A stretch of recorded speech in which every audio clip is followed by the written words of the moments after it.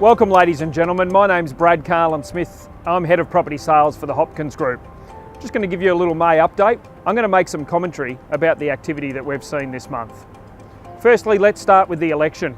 Finally it's over. We've got a return of government for the Liberals, and aside from whether you're a Liberal fan or a Labor fan, from my perspective, I see it this way. What it now gives us is some stability. It gives buyers and sellers an opportunity to make some decisions with full knowledge of who's in power for at least the next 3 years.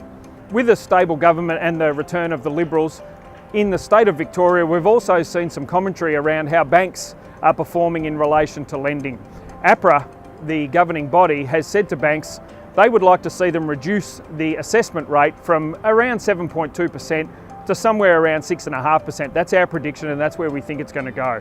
The impact to buyers is a fantastic one. It actually means that buyers, when they're talking to banks, can maybe discuss borrowing slightly higher amounts of money to secure the property of their desire.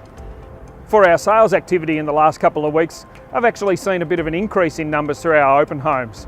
Certainly the ratio to owners and investors is still very slanted towards owners. However, there are some investors that are very much looking for the best buy in what's arguably one of the best markets to buy in right now.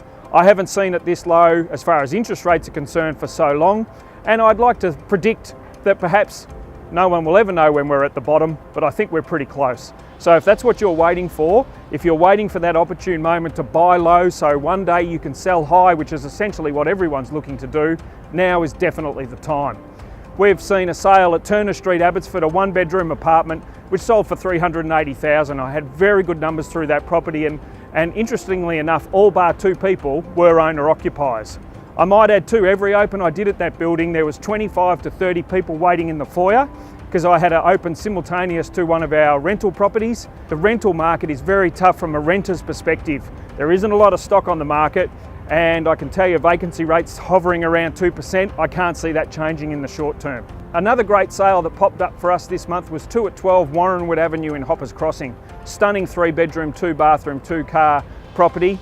Had very good numbers through. We almost got to auction, however, with the activity and the interest, we decided that the vendor should perhaps seriously entertain an offer a couple of days before the auction, which they did, and we're very happy with the result out there at Hoppers Crossing.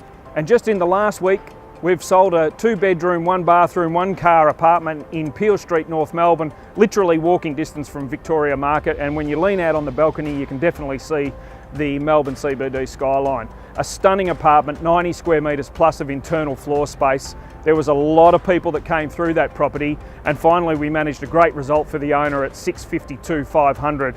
Interestingly enough, the tenant bought it. So you can see there that some tenants will be in a position where perhaps instead of paying rent, they can in fact be paying a mortgage and own the properties they're renting in. Very happy for both parties there. And I can tell you we've got plenty of people who missed out up in North Melbourne, so that market's pretty hot. Just in the last month, we've listed a great property out at Point Cook, 48 Canegrass Drive in Point Cook, a 4-bedroom, 2-bathroom, 2-car garage home overlooking Point Cook Creek. No neighbours across the road ever. A very quiet, secluded spot. Will definitely suit a family or owner-occupier. And if you're a savvy investor, you could expect a return of maybe 4.5% to 5%. Given what I've said about the rental market, that's going to be hot property from an investor's perspective. Thanks very much for listening in, and by all means, if we can help you with anything to do with your property needs in the next couple of months, you know where to find me. Thanks very much.